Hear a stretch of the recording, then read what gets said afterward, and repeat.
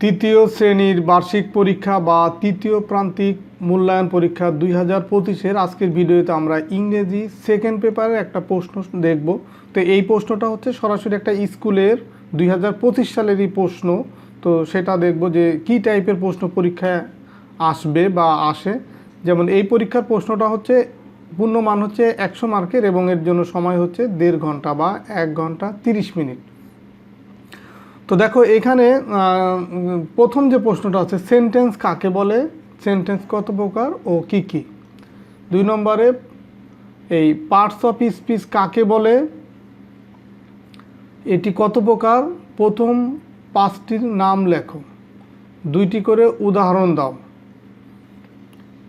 3 নম্বর প্রশ্ন, জেন্ডার কাকে বলে, জেন্ডার কত প্রকার এবং কি কি। 4 নম্বরে সিলেবল কাকে বলে, সিলেবল কত প্রকার এবং কি কি।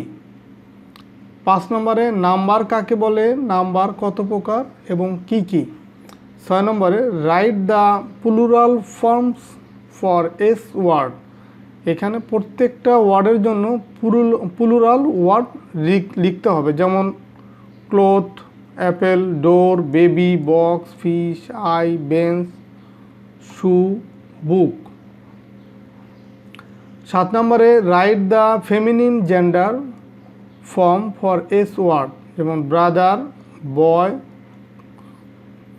Cock, man, papa, son, uncle, master, lion, poet.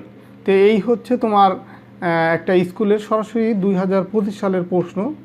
তো এই প্রশ্নের আলোকেই কিন্তু একটা স্কুলে যেহেতু পরীক্ষা হয়েছে, সো তোমাদেরও কিন্তু খুবই ইম্পর্টেন্ট, যাদের এখনও ইংরেজি সেকেন্ড পেপারের পরীক্ষাটা হয়নি তাদের জন্য কিন্তু এই প্রশ্নটা খুবই গুরুত্বপূর্ণ, বা এখান থেকে তোমরা কিন্তু কমন পাবা।